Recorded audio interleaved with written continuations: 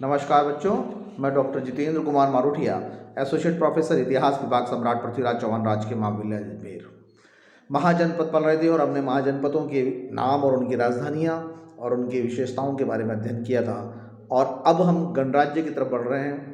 पावा के मल, कुशीनारा के मल, पिपलिवन के मौर्य, मिथिला के विदेह, वैशाली के लिच्छवी, ये सब वो गणराज्य थे जहाँ पर जो एक बहुत संगठित रूप से जुड़े हुए थे एक दूसरे से, और वहाँ पर समान राजनीतिक व्यवस्था चल रही थी।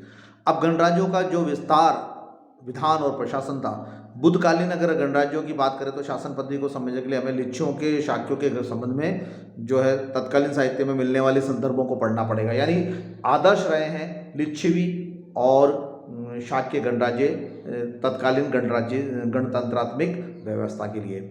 अनेक विद्वानों को मतलब कि भगवान बुद्ध जो है, बुद्ध संघों का गठन तत्कालीन गणराज्यों के आधार पर ही किया। बुद्ध संघों का जो गठन हुआ उसका आदर्श उनके आधार पर ही चला जो गणतांत्रिक व्यवस्था थी।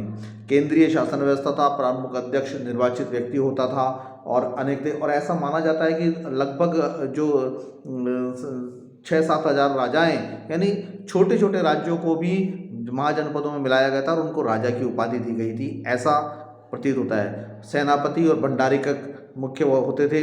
साथ ही ललित विस्तार में ये भी उल्लेख आता है कि कोई लिच्छवी राजा किसी दूसरे राजाओं से अपने आप को श्रेष्ठ या श्रेष्ठतम मानने का प्रयास भी नहीं करता था, ऐसा भी था।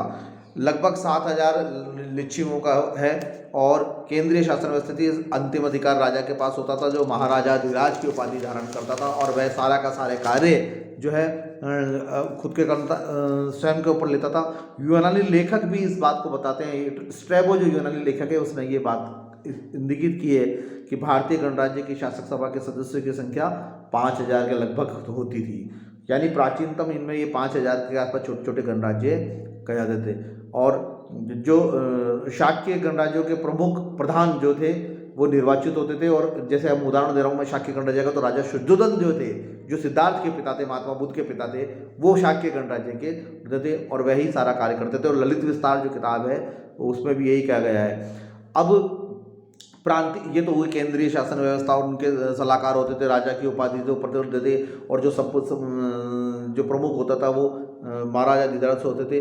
अब प्रांतीय शासन व्यवस्था, राज्य कार्यों में राज्य की सहायता के लिए उपराजा, सेनापति, भंडारिक आदि होते थे। प्रशासनिक इकाइयों में बंटावा रहता था और इन इकाइयों के साथ में अलग कार्य किया जाते थे। सेनापति तथा पदाधिकारियों के साथ इकाई का शासन स्थापित किया जाता था। लघु राज्य विकेंद्रित शासन व्यवस्था के कारण लिच्छियों के गणराज्य को प्रांतीय प्रजातंत्री गणराज्य कहा जाता। आर.सी. मजूमदार ने इस व्यवस्था को प्राचीन यूनान के प्रसिद्ध नगर राज्य एथेंस की प्राचीन व्यवस्था से मिलता जुलता भी बताया गया है। और अंगुत्तर निकाय जो है किताब, जो अंगुत्तर निकाय ग्रंथ है प्राचीन, उसमें भी लिखा गया है कि लिच्छी राज्य में संबंधित 2 अन्य पदाधिकारियों को उल्लेख किया गया है। और वह होता था एक तो गाँव का मुखिया और एक औद्योगिक संस्थाओं का मुखिया। गाँव का मुखिया का मतलब है गाँव गामणिक, तथा औद्योगिक संस्था का मतलब होता है पुग गामणिक, औद्योगिक का विशेष माना जाता था। साथ ही सभा संस्था होती थी, सब संस्थागर कहलाते थे और विचार विमर्श किया जाता था, निर्णय निकाला जाता था, महत्वपूर्ण विषयों पर चर्चा की जाती थी। और राज्य के संबंध में आर्थिक सामाजिक निर्णय या राजनीतिक निर्णय लिए जाते थे वो बहुमत से लिए जाते थे। सभा और संस्थागर के कुछ सदस्य होते थे और सभा की कार्यवाही के लिए गणपूर्ति कोरम आवश्यक होता था कि निम्न जितने भी सदस्य हैं उनकी न्यूनतम जो संख्या है वो 1/10 अगर होना तभी वो सदन चल पाएगा, ये भी आवश्यकता है। सभा की कार्यवाही में राजा को विशेष अधिकार, वीटो पावर पर, जो महाराजा अधिराज था उसको वीटो पावर प्राप्त था और वह इस प्रकार का कार्य करते, वह अपना निर्णय देते थे। यद्यपि वह कभी भी ऐसी परिस्थितियाँ नहीं आई कि गणराज्यों में राजा ने अपना किया है, वह सब सलाहों के साथ ही करते थे। मंत्रिपरिषद हुआ करती थी, एक कार्यकारिणी के रूप में मंत्रिपरिषद का कार्य होता था और वह मंत्रिपरिषद के अलग अलग विभाग होते थे, उसका विभागाध्यक्ष होते थे।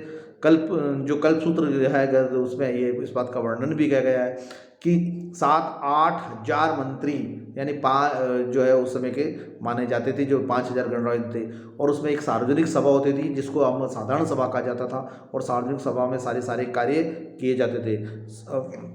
सारे कार्य का अर्थ होता है कि जो उत्तरदायी कार्य थे, जिसको राजा ऐसा नहीं मानना है कि सुरक्षा का मानना मतलब गुप्त रखा जाए ऐसा कोई निर्णय, उस निर्णय के अलावा जो भी निर्णय होते थे वो राजा उनको उसके संबंध में बताए जाते थे।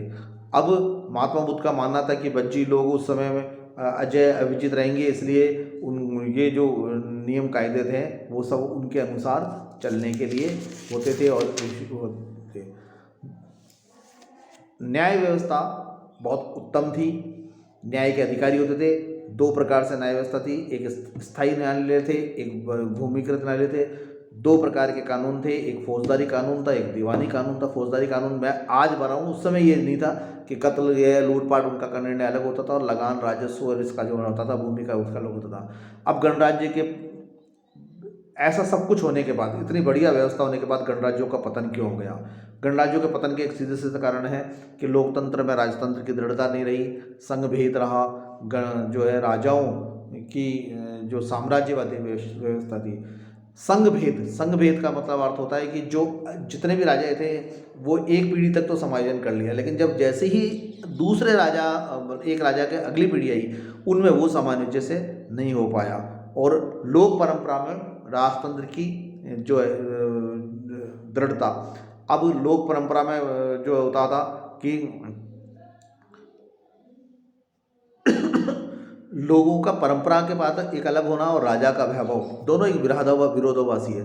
तो उसमें होता था राजा की एक साम्राज्यवादी महत्वाकांक्षा हुआ करती थी और गणतंत्रों की विधान मूलक जो शिथिलताएं थी, जिन नियमों के प्रति शिथिलताओं के आधार पर नियमों में जो नियम निर्माणित किए गए थे उसमें बहुत शिथिलताएं थी, उसके कारण ये सब कुछ बहुत अधिक नुकसान हो और अंततः गणतंत्र विरोध हो गया।